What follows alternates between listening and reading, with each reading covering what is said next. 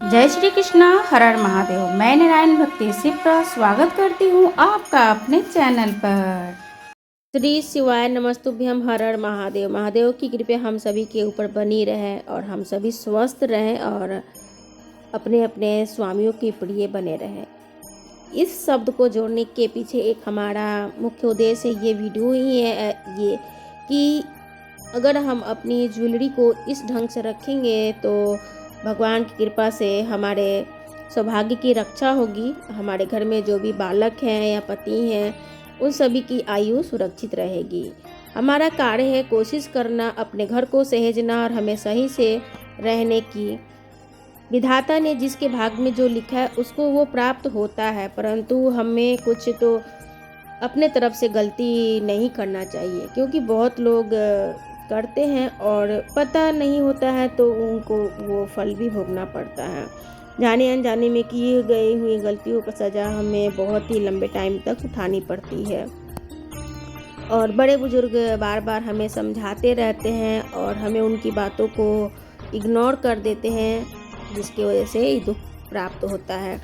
चाहे बड़े बुजुर्ग घर में कह रहे हैं उनकी बातों को इग्नोर करें, अथवा मंच पे बैठे हुए साधु संत महात्मा जैसे प्रदीप मिश्रा जी अथवा कोई भी कथावाचक हमें अच्छी ज्ञान देते हैं और हमारे मन के अनुकूल अगर वो चीज़ नहीं होता है तो हम उसे एक्सेप्ट नहीं करते हैं और जो हमारा मन करता है वही कार्य करते हैं। माना कि कुछ टाइम तक हमारा लाइफ स्टेबल और अच्छी ढंग से चलती है, लेकिन अगर हम शुरू से अगर सही ढंग से चलाते रहें नियम के अनुसार, जितना बन पाए, जितना नियम हो पाए उतना ही, बहुत ज़्यादा नहीं, लेकिन जितना हो पाए जो हम कर सकते हैं, जो हमारे हाथ में है, जो हमारी शारीरिक क्षमता है उसको अवश्य करना चाहिए। अपने परिवार की रक्षा के हेतु हमें हर स्त्रियों को, हर नारियों को, हर बहू को, हर बेटी को इस चीज़ की जानकारी होनी चाहिए।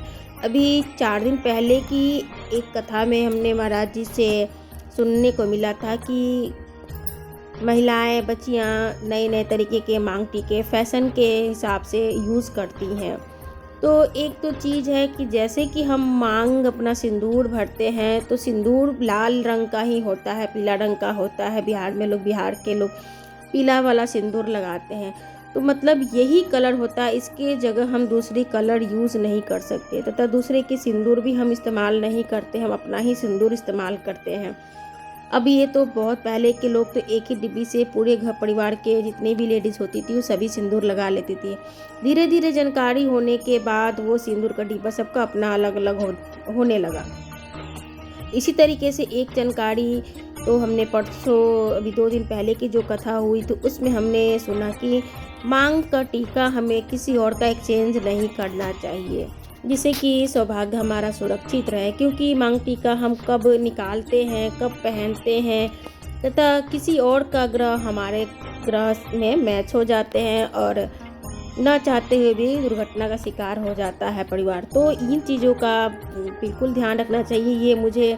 मैं अपना अनुभव कहूँ तो मैं तो जैसे आर्टिफिशियल पहनती हूँ तभी कुछ 19 होने का अनुभव होने लग जाता है और छोटा मोटा कुछ नुकसान भी मुझे भरना पड़ता है।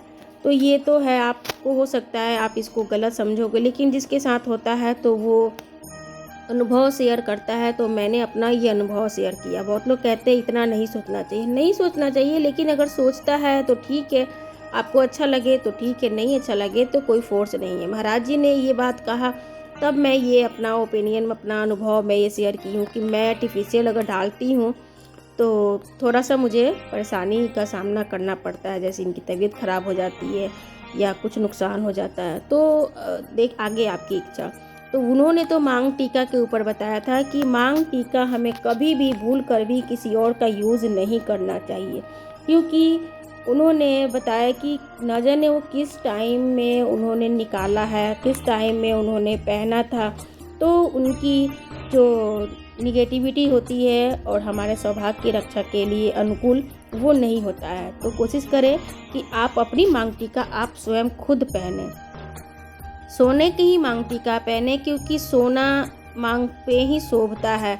जैसे जिस तरीके के बिछिया वगैरह चीज़ होती हैं हम चांदी का बिंदी नहीं लगाते, उसी तरीके से तो हम इत्तल पीतल प्लास्टिक के चीज़ को अपने मांग पे क्यों रखते हैं। मांग हमारा जो सिर होता है वो सर्वश्रेष्ठ हमारे शरीर का भाग्य होता है, उसे सुरक्षित साफ पवित्र रखा जाता है। तिलक हमारा मांग पे ही लगा जाता है, तिलक हमारे माथे पर रहता है, इसलिए कि वो एरिया बहुत ही शुद्ध पवित्र माना जाता है। और इसे पवित्रता बढ़ाए रखने के लिए, बनाए रखने के लिए सिर पर पल्लू भी रखा जाता है, जिससे कि हमारा जो सिर है, मस्तिष्क है, वो ढका रहे, अपवित्र नहीं हो। यहाँ झूठे हाथों से अपना बाल नहीं छूना चाहिए, माथा नहीं छूना चाहिए, जिससे कि हमारी आयु छीन नहीं हो। तो हमारी आयु, सभी महिलाएं सोचेंगी, चाहेंगी कि हमारी आयु तो छीन हो जाए मगर हमारे स्वामी सुरक्षित रहे। तो इन छोटे छोटे चीज़ों को अगर अपनाएंगे तो उनके घर में जो बालक हैं, बहू हैं, बच्चे हैं, तो वो सभी सुरक्षित रहेंगे। महाराज जी बताते हैं कि हमारे सिर पर कई पूर्व जन्मों के इस पे बाल जो हमारे होते हैं, वो सब हमारे पितृ होते हैं, वो सभी हमें आशीर्वाद देते हैं। और बाल जब हम दुपट्टा रखते हैं सिर पर तो उन सब की आशीर्वाद हमें प्राप्त होती है। तो पहले आपने जाना कि मांग टीका हमें किसी और का नहीं पहनना है। अगर आप अपने स्वामी की आयु की रक्षा करना चाहते हैं, धन से उनको परिपूर्ण रखना चाहती हैं, यानी उनके पास खूब सारा धन हो, ईश्वर हो, राजेंद्र हो, तो दूसरी चीज़ है कि चांदी और सोना दोनों को हमें इकट्ठा कर नहीं रखना चाहिए, क्योंकि चांदी पैर की बिछुआ होती है, चांदी का सामान वो नीचे के जगह पहनी जाती है, और सोना हमारे नाभि के ऊपर के हिस्से में पहना जाता है। तो पैर और सिर, जैसे कहते हैं कि सिर पर पैर न लगाओ, तो उस तरीके से अगर सोना और चांदी को हम मिक्स करके रख देते हैं तो उससे भी हमारे घर में निगेटिविटी आती है, जिससे कि आयु छीन होता है। इन दोनों ही कारणों से सोने का मांग टीका के जगह आप कोई भी आर्टिफिशियल मांग टीका पहनते हैं तो आयु छीन होगा, तथा किसी और की मांग टीका आप यूज़ करते हैं तो आयु छीन होगा।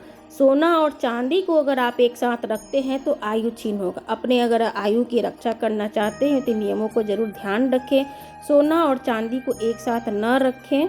और महाराज जी का भी आप एक छोटा सा आप रिकैप जरूर सुने, जिससे कि आपको विश्वास हो जाए कि सोना और चांदी हमें क्यों नहीं एक साथ रखना चाहिए। वीडियो अच्छा लगे चैनल को सब्सक्राइब करें और फ्रेंड सर्कल में आप अपने शेयर जरूर करें। श्री शिवाय नमस्ते। भैया फिर मिलेंगे एक नए विषय के साथ, तब तक दे विदा मुझे। मैं शिप्रा। पुराण की कथा एक बड़ी सुंदर बात कहती है कि सोने का जो डब्बा होता है, थोड़ा ध्यान देंगे आप लोग तो आपके स्मरण में आ जाएगा। जिस डब्बी में आप सोने की अंगूठी रखते हो, जिस डब्बी में आप सोने की लौंग रखते हो, जिस डब्बी में सोने का कोई सामान रखते हो, उसमें चांदी नहीं रखी जाती। किस किसने सुन रखा है? कभी सुना होगा, आप लोगों के स्मरण में होगा कि सोने की जो डब्बी होती है उसमें चांदी नहीं रखते, मतलब चांदी के साथ सोना नहीं रखा जाता।